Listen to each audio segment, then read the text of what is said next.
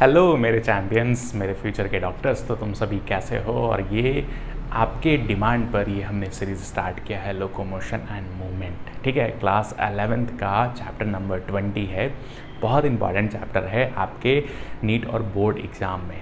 तो इस सीरीज़ में हमने ऑलरेडी 2 पार्ट रिलीज़ कर दिया, जिसमें हमने काफ़ी डिटेल मैनर में अंडरस्टैंड किया कि लोकोमोशन क्या होता है, मूवमेंट क्या होता है, डिफरेंट टाइप के एग्जाम्पल्स को अंडरस्टैंड किया, डिफरेंट टाइप के टाइप्स ऑफ मूवमेंट को हमने अंडरस्टैंड किया, और साथ में हमने ये अंडरस्टैंड किया कि मसल का ओरिजिन क्या है, मसल की एक अपनी प्रॉपर्टी होती है, वो प्रॉपर्टी को हम किस तरीके से डिफाइन करते हैं। ठीक है, तो एक टर्म है यहाँ पर हाइपरट्रॉपी और हाइपरप्लेसिया। ठीक है, तो एक चीज़ मैं और आपको बता देता हूँ कि अगर हम बात करते हैं तो यहाँ से एक टर्म आता है मसल के रिस्पेक्ट में। मसल के रिस्पेक्ट में 2 टर्म आते हैं, जिसको आप बोलते हो हाइपरट्रॉपी, और दूसरा टर्म है हाइपरप्लेसिया। ठीक है, दोनों ही टर्म अपनी अपनी जगह बहुत इंपॉर्टेंट है। और जैसे हमने प्रीवियस की क्लास में अंडरस्टैंड किया कि जो मसल का जो नंबर है ना, मसल का जो नंबर है वो है आपका 639, जो बाई बर्थ क्या होता है, फिक्स होता है। ठीक है, बाई बर्थ ये नंबर जो है वो फिक्स होता है ह्यूमन की केस में। किसके केस में? ह्यूमन की केस में ये नंबर जो है वो फिक्स्ड होता है। ठीक है, अब देखो हाइपरट्रॉपी जो है उसको आप इस तरीके से अंडरस्टैंड कर सकते हो कि हमने बात किया कि ह्यूमन का जो बॉडी में जो मसल्स हैं उसका नंबर तो कभी इंक्रीज़ नहीं करता है, पर मसल के साइज़ जो है वो इंक्रीज़ कर जाती है। मींस इलास्टिसिटी की प्रॉपर्टी है, एक्सटेंसिबिलिटी की प्रॉपर्टी है ना मसल की।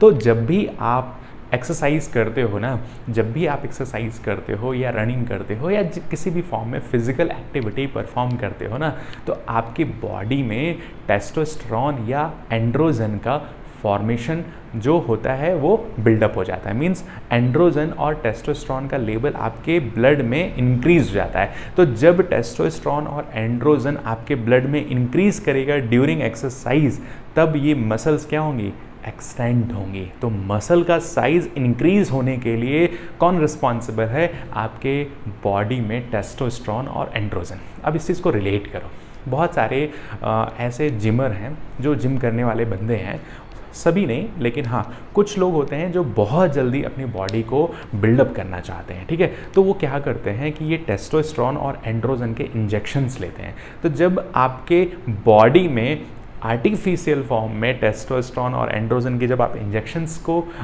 लेते हो, तो आपकी मसल जो है वो उनका साइज़ जो है वो इंक्रीज हो जाता है। ठीक है, और ये नॉर्मली भी होता है जब आप फिजिकल एक्टिविटीज़ या रनिंग या एक्सरसाइज करते हो, तो नॉर्मली भी आपके ब्लड में टेस्टोस्टेरोन और एंड्रोजन का लेवल इंक्रीज होता है। लेकिन जिनको बहुत कम टाइम में बहुत ज़्यादा इफेक्ट चाहिए होता है, वो टेस्टोस्टेरोन और एंड्रोजन के इंजेक्शंस लेते हैं, लेकिन ये आपकी बॉडी के लिए बहुत हार्मफुल है। एक नॉर्मल सिंथेसिस से आपके ब्लड में टेस्टोस्टेरोन और एंड्रोजन का बढ़ना और एक इंजेक्शन के फॉर्म में लेना, ये दोनों ही बहुत डिफरेंस है। ठीक है, तो जब भी आपकी बॉडी में मसल्स का साइज इंक्रीज होगा, उस चीज़ को आप बोलोगे हाइपरट्रॉपी।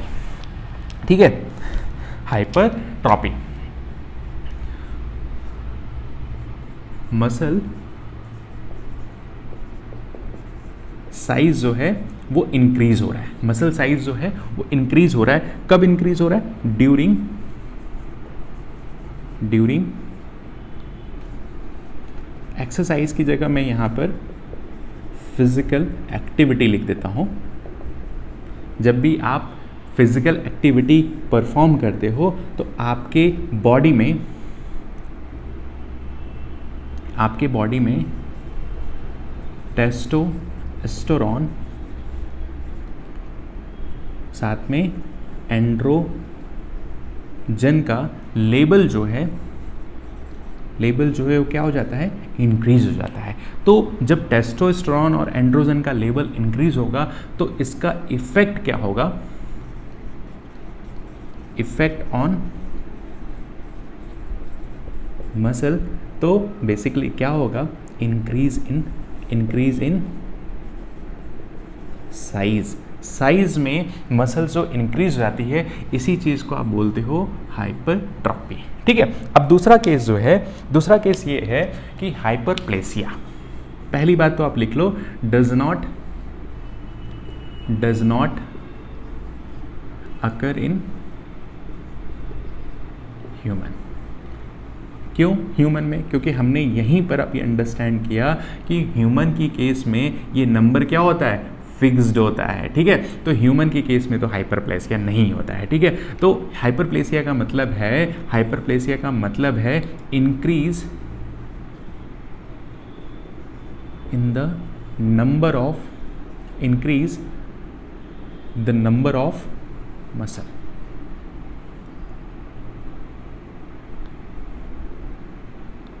इंक्रीज नंबर ऑफ, तो जब मसल्स का नंबर इंक्रीज होता है तो उसको बोलते हो हाइपरप्लेसिया, और जब मसल का साइज इंक्रीज होता है तो उसको आप बोलते हो हाइपरट्रॉफी। तो ये दो टर्म थे मसल्स के अराउंड, तो ये आप अंडरस्टैंड करना। जनरली कभी कभी पूछ लेता है कि हाइपरट्रॉफी क्या होता है, हाइपरप्लेसिया क्या होता है। ठीक है, अब देखो, अब यहाँ पर एक चीज़ आप और अंडरस्टैंड करो, तो यहाँ पर आता है टाइप्स ऑफ मसल्स, यहाँ पर आता है टाइप्स ऑफ, यहाँ पर आता है टाइप्स ऑफ मसल। तो देखो, कोइंसिडेंटली 3 डिफरेंट टाइप के मूवमेंट्स भी होते हैं, कोइंसिडेंटली 3 डिफरेंट टाइप की मसल्स भी प्रेजेंट होती हैं।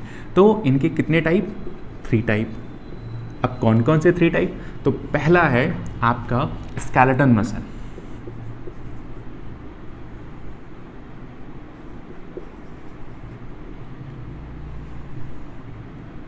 Skeleton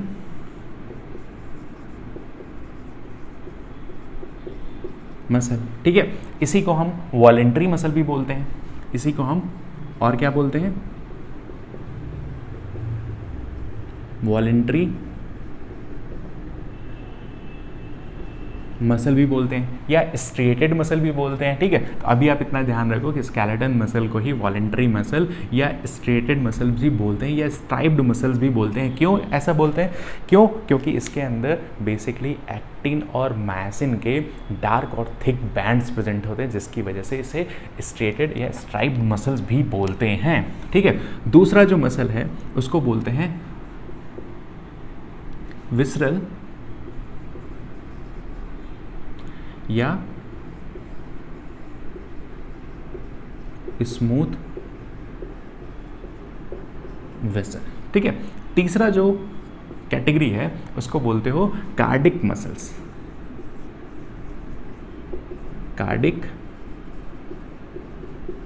muscles. तो ये 3 डिफरेंट टाइप के मसल्स हैं आपके ह्यूमन बॉडी में। ठीक है, तो अब फर्स्ट वाले को अगर हम डिटेल में थोड़ा सा अंडरस्टैंड करते हैं, फर्स्ट वाले को अगर हम डिटेल मैनर में अंडरस्टैंड करते हैं, तो आप इस चीज़ को अंडरस्टैंड करना कि जो स्केलेटन मसल्स है ना, इसको और क्या बोलते हैं, तो इसको और क्या बोलते हैं, तो इसको ऑल्सो कॉल्ड एज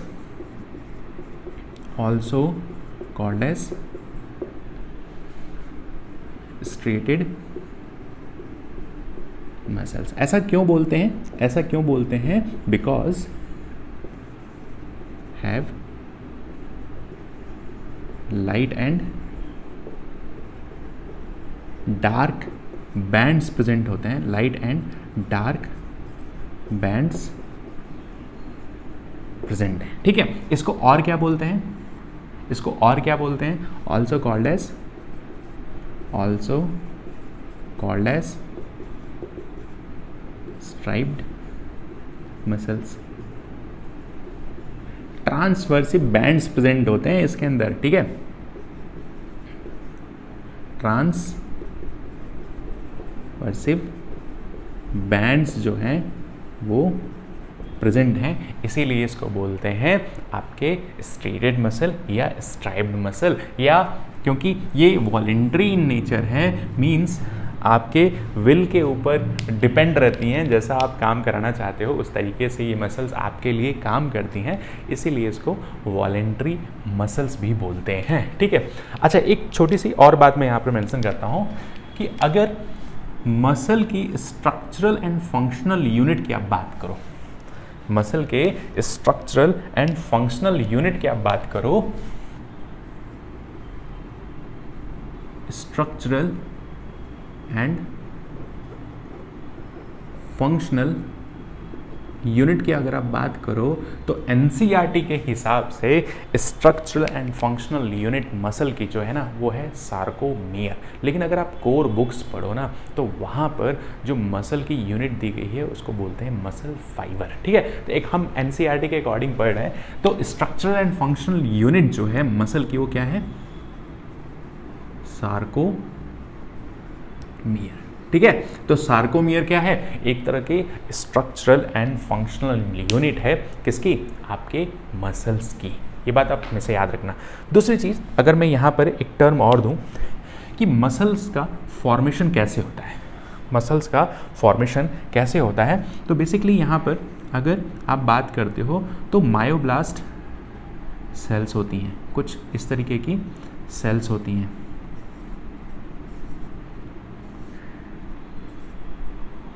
ये क्या है, बेसिकली ये क्या है, आपकी मायोब्लास्ट सेल, मायोब्लास्ट सेल। ठीक है, तो अब देखो मायोब्लास्ट सेल जो है ना वो आपस में फ्यूज होती हैं, और मायोब्लास्ट सेल 100 और मोर देन 100 सेल्स आपस में जब फ्यूज होंगे तो ये क्या बनाएंगे, बेसिकली आपके बनाएंगे आपके मसल फाइबर बनाते हैं। Formation of muscle fibres. ठीक है, अब देखो मायोब्लास्ट सेल 100 या मोर देन 100 मायोब्लास्ट सेल्स आपस में फ्यूज्ड होंगे और क्या बनाएंगे, तो ये फॉर्म करेंगे मसल फाइबर। क्या बनाएंगे, मसल फाइबर। मसल फाइबर जो है वो आपस में फ्यूज होकर के क्या बनाएंगे, मसल बंडल फाइबर्स का फॉर्मेशन करेंगे। ठीक है, तो सबसे पहले आपने देखा कि जो मायोब्लास्ट सेल्स हैं 100 या मोर देन 100 ये आपस में फ्यूज्ड होकर के क्या बना रहे हैं, मसल फाइबर बना रहे हैं। मसल फाइबर आगे चल करके एक दूसरे के साथ कनेक्ट होकर क्या बनाएंगे, तो बेसिकली आपका मसल बंडल फाइबर्स बनाएंगे। ठीक है, अब मसल बंडल फाइबर्स जो हैं वो आपस में मिल करके क्या फॉर्म करेंगे, तो बेसिकली आपके मसल बंडल फेसिकल्स फॉर्म करेंगे। ठीक है, तो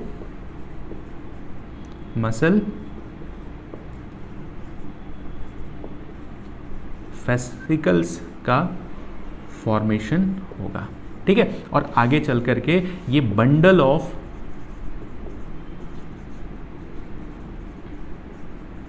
मसल फेसिकल का फॉर्मेशन करेंगे। ठीक है, और यही आगे चल करके एग्जैक्टली क्या बनाएंगे,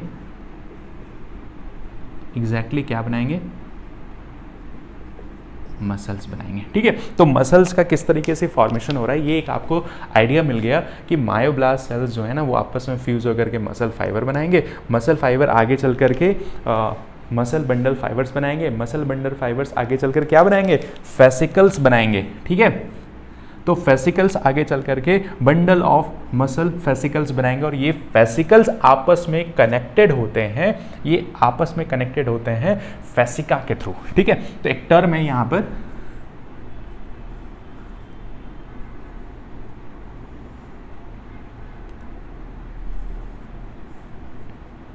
तो बेसिकली फेसिका क्या है, तो ये एक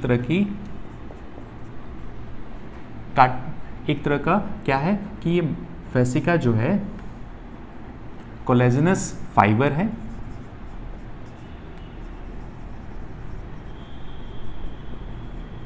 इसका काम क्या है? इसका काम क्या है? हेल्ड टुगेदर फेसिकल्स को एक दूसरे के साथ हेल्ड करके रखते हैं, मीन्स एक दूसरे के साथ बांध करके रखते हैं। कौन? तो इसको कौन बांध करके रख रहा है? फेसिका। ठीक है, तो ये जो बंडल ऑफ मसल फेसिकल्स बने हैं ये किसके थ्रू एक दूसरे के साथ कनेक्टेड है? तो फेसिका के थ्रू कनेक्टेड है। तो मसल्स का फॉर्मेशन किस तरीके से हो रहा है? एक बेसिक आइडिया आपको बिल्डअप हुआ। साथ में कितने तरह की मसल्स होती हैं? तो skeleton muscles, visceral muscles, cardiac muscles, और इन्हीं स्केलेटन मसल्स में कुछ प्रोटीन्स हैं जिनको आप बोलते हो एक्टिन एंड मायोसिन प्रोटीन। ठीक है, हमने यहाँ पर बात किया ना कि ये लाइट बैंड और डार्क बैंड किसकी वजह से आ रहे हैं? किसकी वजह से आ रहे हैं? तो यहीं पर आप बात करोगे